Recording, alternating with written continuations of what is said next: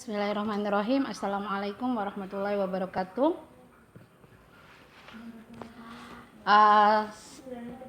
Baik anak-anak, perkenalkan nama saya Ibu Nurul Fitria. Saya adalah guru sejarah kelas 10 IPS.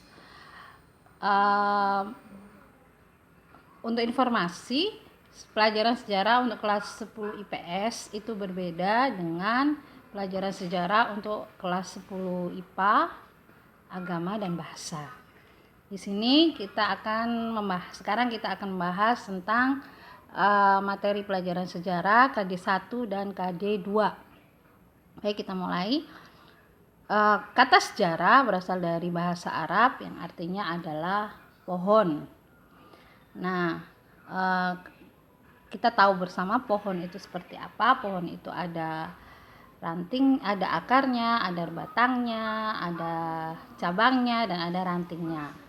Dari kata pohon itu kemudian berkembang menjadi akar, keturunan, asal-usul, riwayat, dan silsilah. Kata sejarah itu diserap ke dalam bahasa Melayu pada abad ke-13 Masehi. Namun dalam bahasa Arab sendiri, sejarah itu adalah tarikh.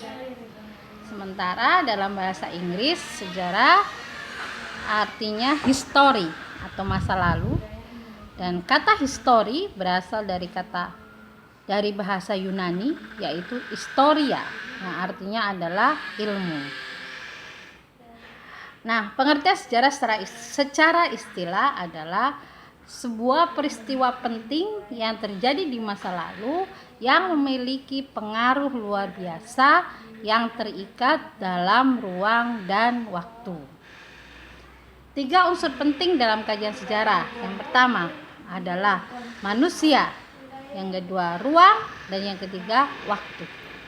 Manusia adalah pelaku utama dari peristiwa sejarah. Ruang adalah di mana peristiwa sejarah tersebut terjadi. Sementara waktu adalah kapan terjadinya peristiwa sejarah tersebut. Contohnya, pembacaan naskah proklamasi oleh Soekarno-Hatta atas nama bangsa Indonesia pada tanggal 17 Agustus 1945 di Jalan Pegangsaan Timur nomor 56 Jakarta. Nah, di sini kita akan bahas siapa pelaku dari pembacaan naskah proklamasi tersebut, yaitu adalah Soekarno-Hatta atas nama bangsa Indonesia. Kapan waktunya? Yaitu pada tanggal 17 Agustus 1945. Di mana? Di Jalan Pegangsaan Timur nomor 56 Jakarta. Oke ya, sudah mengerti? Nah, selanjutnya kita akan membahas sejarah adalah peristiwa yang berkesinambungan dan terus mengalami perubahan. Rangkaian peristiwa sejarah itu terjadi sejak adanya manusia sampai sekarang, yang itu kemudian kita sebut dengan peristiwa-peristiwa yang berkelanjutan. Nah, perubahan dibagi menjadi 2, yaitu perubahan secara evolusi, yang artinya perubahan secara cepat, dan perubahan secara evolusi yaitu perubahan secara lambat. Itu. Kemudian akhirnya salah seorang pakar menyampaikan, yang bernama Ruslan Abdul Ghani, bahwa sejarah itu ibarat penglihatan terhadap 3 dimensi, yaitu penglihatan di masa lalu, sekarang, dan masa depan. Kemudian Arnold Toynbee menyampaikan bahwa mempelajari sejarah adalah mempelajari masa lalu untuk membangun masa depan. Nah, hal itu pula yang menjadi salah satu manfaat kita mempelajari sejarah, yaitu adalah agar kita menjadi bijaksana. Dengan belajar sejarah, kita akan berusaha untuk tidak mengulangi kesalahan yang sama. Manfaat mempelajari sejarah adalah pertama, memberikan kesadaran waktu, bahwasanya waktu itu terus bergerak, waktu tidak berhenti. Yang kedua, memberikan teladan yang baik. Kita lihat banyak tokoh-tokoh bangsa kita seperti Presiden Soekarno dan Wakil Presiden Muhammad Hatta telah memberikan contoh teladan yang baik bagi bangsa Indonesia. Yang ketiga, memberikan pelajaran yang baik. Yang keempat, memperkokoh rasa kebangsaan. Dengan belajar sejarah, kita mengetahui bagaimana perjuangan para pahlawan kita untuk merebut kemerdekaan Indonesia dan untuk mempertahankan kemerdekaan Indonesia, sehingga dari situ kita akan memperkokoh rasa kebangsaan kita. Dan yang terakhir adalah memberikan ketegasan identitas nasional dan kepribadian suatu bangsa. Sebagai rakyat di suatu bangsa dan negara, maka kita harus tahu sejarah negara kita seperti apa agar kita memiliki kepribadian, bahwa kepribadian kita adalah sebagai bangsa Indonesia. Baik, sejarah. Sekarang kita akan membahas tentang sejarah sebagai ilmu pengetahuan dan seni. Sejarah sebagai kisah, ilmu pengetahuan dan seni. Sejarah sebagai kisah atau peristiwa. Sejarah disebut sebagai peristiwa karena memiliki sifat yang unik, yaitu peristiwa sejarah hanya terjadi satu kali saja dan tidak mungkin terulang kembali. Sejarah sebagai kisah bersifat subjektif. Contohnya seperti legenda, mitos atau fabel.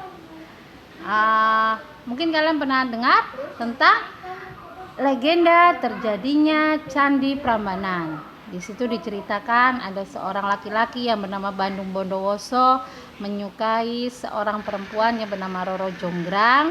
Maka Roro Jonggrang memberikan syarat kepada Bandung Bondowoso. Apabila engkau ingin meminangku, maka buatkanlah aku 1000 candi dalam waktu semalam. Nah, Bandung Bondowoso kemudian berjuang semaksimal mungkin untuk bisa mewujudkan keinginan Roro Jonggrang.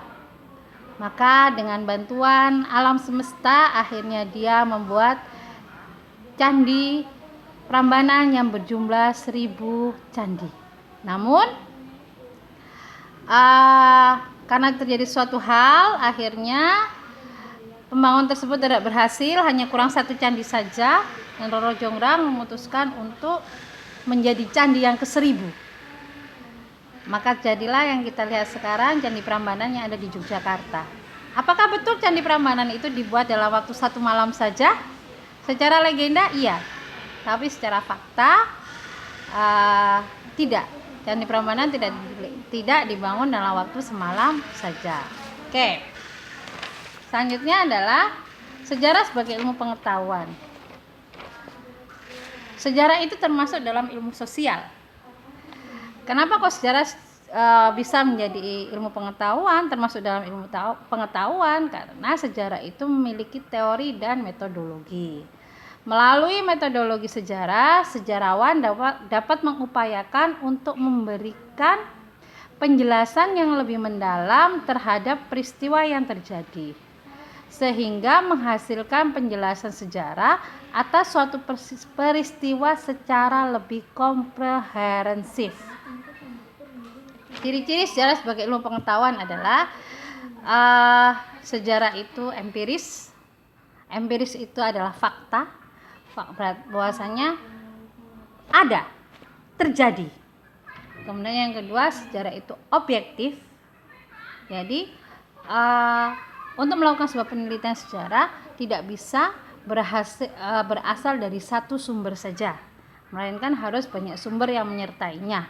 Yang ketiga, sejarah itu memiliki teori, dan yang keempat, sejarah memiliki metode untuk melakukan penelitian sejarah. Nanti akan ada bab sendiri untuk membahas tentang metode penelitian sejarah. Selanjutnya adalah sejarah sebagai seni. Sejarah dikatakan sebagai seni sebab dalam rangka penulisan karya sejarah, sejarawan memerlukan intuisi atau imajinasi. Sejarawan harus bisa membayangkan peristiwa yang terjadi pada masa lalu itu seperti apa, sehingga dia bisa memaparkannya dalam tulisannya sehingga orang yang membaca karya tersebut bisa merasakan dan bisa membayangkan bagaimana peristiwa sejarah tersebut terjadi.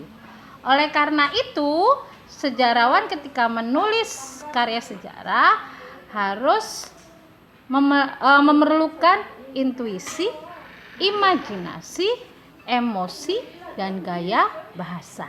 Saya ulang. Oleh karena itu, sejarawan memerlukan intuisi, imajinasi, emosi, dan gaya bahasa. Sehingga ketika kita membaca kisah sejarah, kita bisa merasakan dan bisa membayangkan seperti apa peristiwa tersebut terjadi pada masa lalu. Baik, itu saja dari saya tentang materi kita. Semoga kalian paham, semoga kalian mengerti. Terima kasih. Assalamualaikum warahmatullahi wabarakatuh.